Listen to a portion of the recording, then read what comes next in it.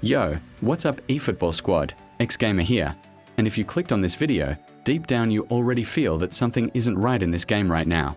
Because Konami just dropped a bombshell that is about to flip the meta upside down, and I need every single one of you to sit with me for the next few minutes. Because by the end of this video you are going to understand exactly what's coming, why it's coming, and how you protect your squad before it's too late. Konami just released Diouf version 2.0, and trust me when I tell you, this is not just another card drop. This is trouble, dressed up as a reward.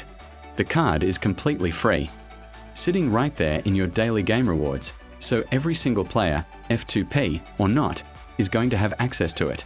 And that right there should be your first red flag, because Konami does not hand out anything this dangerous for free unless they want it flooding every server on the planet. This card is dropping right ahead of the Efootball 2027 season. And if you've been playing this game as long as I have, you already know the pattern by now. They release something absurd, they let it dominate for a few months, everybody panics, everybody spends coins trying to counter it, and only after the damage is already done does Konami quietly drop the so-called solution a few updates later. That is not an accident, that is a business model, and I've watched it happen over and over again in this game.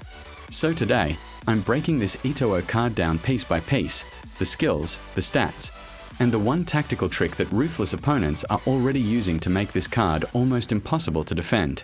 Stick with me through this whole breakdown, because by the time we hit the tactical section near the end, you are going to look at your defensive setup completely differently. I don't sugarcoat anything on this channel. I tell you exactly what's happening in this game and exactly what you need to do about it. So if that's the kind of content you came here for, let's get into it. Let's start with the skill that makes this card actually dangerous, Attacking Surge. For anyone new here, Attacking Surge is a skill, meaning it's not active all the time. It triggers during specific moments in a match, usually when a player is making a forward run in the right game state. And when it activates, it temporarily boosts key attacking stats on the spot. On this EtoO card, when Attacking Surge kicks in, you're looking at a boost of +8 to both acceleration and attacking awareness at the same time. Now stack that on top of the fact that this card already comes with a natural +4 agility boost baked into the card itself, and you start to see why this thing is a nightmare. Do the math with me. When Attacking Surge is active, this EtoO card is running around with 103 acceleration and 100 attacking awareness. For context, if you don't fully understand what attacking awareness does, it's the stat that controls how intelligently a player reads the game off the ball, his positioning, his timing on runs, how well he exploits gaps in your defense. A player with 100 in that stat isn't just fast, he's making the exact right run at the exact right time, every single time. And when you pair that decision making with 103 acceleration, meaning he's basically unmatched in first step speed, you have a striker who gets in behind your defense before your centre backs even finish reacting. And I don't care who you have sitting in your backline, Varane, Nesta, it does not matter, legendary defending or not, raw speed and awareness at this level is genuinely difficult to contain with positioning alone. Now here's what you need to add if you're pulling this card yourself. Equip long-range shooting and knuckle shot as his training skills. Long-range shooting means he's not just dangerous on the counter. He punishes you the second you sit off him outside the box, and knuckle shot adds that unpredictable dip and swerve to his strikes that goalkeepers genuinely struggle to read. Combine that with the acceleration burst trait for extra straight line pace over distance, and you've got a striker that is a threat from basically anywhere on the pitch. Now here's the part that actually matters if you're trying to stop this card, because speed and stats alone don't win you the match, tactics do. If you're facing an EtoO card like this, the first thing you need to check is whether your opponent has a defender running the Shadow Hunt skill. For those who don't know, Shadow Hunt lets a defender track and pressure one specific attacker far more aggressively than a normal marking assignment allows, basically shadowing him wherever he goes on the pitch. If you meet someone running Shadow Hunt on top of this EtoO, you are cooked.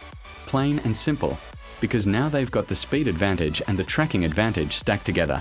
But here's the real trap, the one thing you need to tattoo into your brain right now. Smart opponents, the devious ones, are running fluid formation tactics specifically to abuse this card.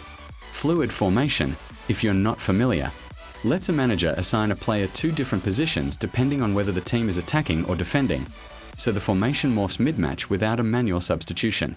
So what they're doing is setting EtoO as a right midfielder while defending, which pulls him out wide and out of your usual striker marking radar completely. But the second his team wins the ball and transitions to attack, he shifts straight into centre forward.